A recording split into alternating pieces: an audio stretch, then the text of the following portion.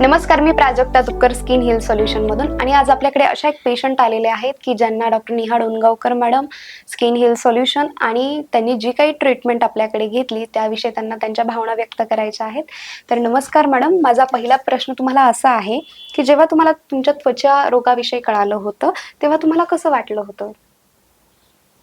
खूप खचले होते मी आणि मलाच माझ्यावर विश्वास नव्हता की मला नाही होऊ शकत आहे हा प्रॉब्लेम. माझ्या घरात तर नाही कोणालाच. मला का होईल? मला नाही होत हा. सगळ्यात पहिले तर विश्वास माझा बसत नव्हता की मलाही हा प्रॉब्लेम होऊ शकतो असं म्हणून.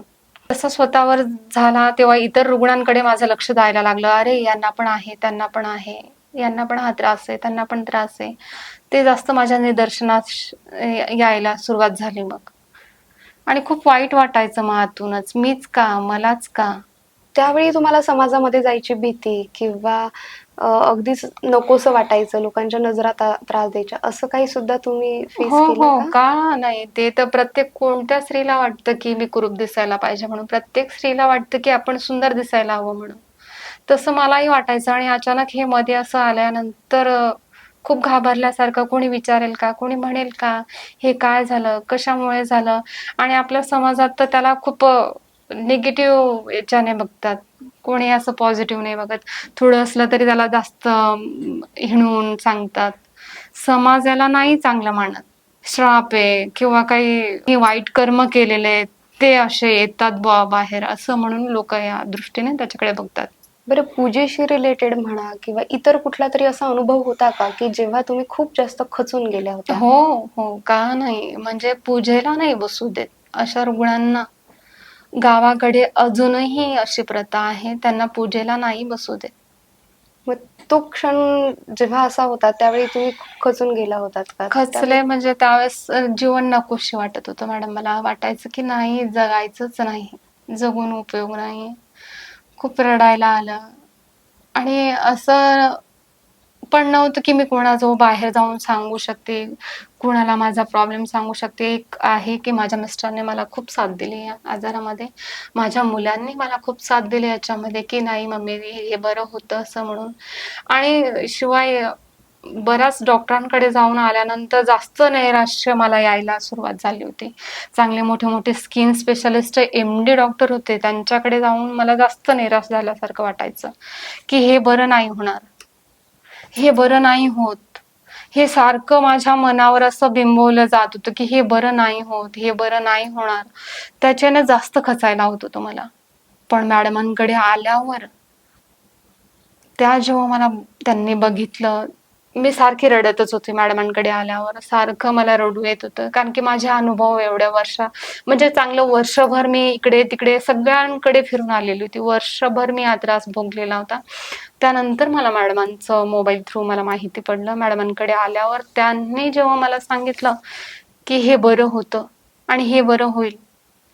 एवढं ऐकल्यावरच माझा अर्धा आजार माझा तिथेच बरा झालेला होता.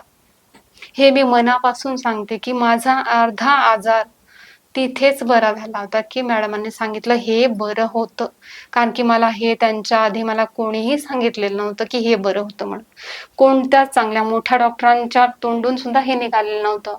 मोठे एम-डी डॉक्टर होते, ते सुद्धा बोलले होते, की हे बरं होत नाही असं म्हणून. पण मॅडम जेव्हा बोलल्या, की हे बरं होतं, तिथेच माझा अर्धा आजार बरा झाला. आणि त्यानंतर माझे रेग्युलर ट्रीटमेंट वगैरे चालू झाले स्किन हेल्थ सोल्युशनमध्ये.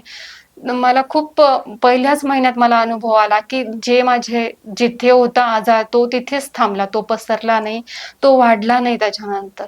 तो तिथेच स्टॉप झाला आणि दुसऱ्या महिन्यापासूनच मला रिझल्ट यायला सुरुवात चालू होऊन गेलेली होती. आता मला खूप बरं वाटतं आणि मी खूप समाधानी आहे. आणि माझ्यासारख्या रुग्णांना मी सांगू इच्छिते, की तुम्ही नक्की स्किन हेल्थ सोल्युशनला भेट द्या. माझ्यासारखे रुग्ण इथे बरेच येतात, चांगले अनुभव घेऊन जातात आणि तुम्ही 100% इथे बरे होणारच. हा मी माझा स्वतःचा अनुभव तुम्हाला सांगते. समाज ह्या गोष्टीला कधी साथ देणार नाही किंवा आपल्या ह्या आजारात आपल्याला निगेटिव्ह दाखवतील. कोणीतरी बाजूचं आहे, कोणीतरी तो वाईट कृत्य केलेलं आहे, वाईट काही कर्म केलेलं आहे, असंच त्यांना वाटत असतं.